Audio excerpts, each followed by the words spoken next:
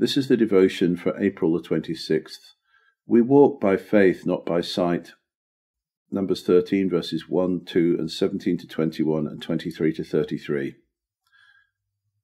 And the Lord spake unto Moses, saying, Send thou men, that they may search the land of Canaan, which I give unto the children of Israel.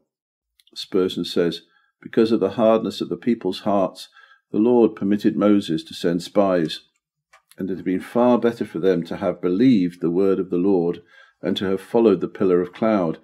How foolish for them to have the land spied out, which the Lord had long before spied out for them. The Bible continues, Of every tribe of their fathers shall ye send a man, every one a ruler among them. Spurgeon says, The best men should always be the most ready for works of daring and self-sacrifice. He is noblest in the church who is readiest to be the servant of all. Verse 17. And Moses sent them to spy out the land of Canaan, and said unto them, Get you up this way southward, and go up into the mountain, and see the land, what it is, and the people that dwelleth therein, whether they be strong or weak, few or many, and what the land is, that they dwell in, whether it be good or bad, and what cities they be that they dwell in, whether in tents or in strongholds, and what the land is, whether it be fat or lean, whether there be good wood therein or not. Be ye of good courage, and bring of the fruit of the land. Now the time was the time of the first ripe grapes. So they went up and searched the land from the wilderness of Zin unto Rehob, as men come to Hamath. And they came unto the brook of Eshcol, and cut down from thence a branch with one cluster of grapes.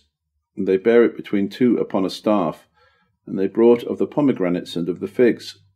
Spurgeon says they brought home conclusive evidence of the fertility of the country.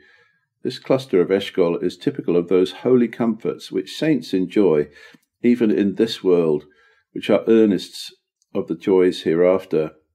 Verse 24. The place was called the brook Eshcol, because the cluster of grapes which the children of Israel cut down from thence. Because of the cluster of grapes which the children of Israel cut down from thence. And they returned from searching of the land after 40 days. Spurgeon says, Every day of spying cost Israel a year of wandering. Walking by sight is expensive work. Verse 26. And they went and came to Moses and to Aaron and to all the congregation of the children of Israel, unto the wilderness of Paran, to Kadesh, and brought back word unto them and unto all the congregation, and showed them the fruit of the land. And they told him and said, We came unto the land whither thou sentest, and surely it floweth with milk and honey, and this is the fruit of it. Nevertheless the people be strong that dwell in the land, and the cities are walled and very great. And moreover we saw the children of Anak there. That would be giants. Verse 29, The Amalekites dwelt in the land of the south, and the Hittites and the Jebusites and the Amorites dwell in the mountains. The Canaanites dwell by the sea and by the coast of Jordan. Spurgeon says, Thus the report of sight was altogether discouraging. How much better would it have been for Israel had they walked by faith? Every circumstance which could discourage the heart these spies took careful note of, but they omitted or misinterpreted many hopeful tokens. If we will leave the line of faith, we are sure to be sorely put to it. Verse 30, And Caleb stilled the people before Moses, and said, Let us go up at once, and possess it, for we are well able to overcome it. But the men that went up with him said, We be not able to go up against the people, for they are stronger than we. And they brought up an evil report of the land which they had searched unto the children of Israel, saying, The land through which we have gone to search it is a land that eateth up the inhabitants thereof, and all the people that we saw in it are men of great stature. And there we saw the giants, the sons of Anak, which come from the giants. And we were in our own sight as grasshoppers, and so we were in their sight.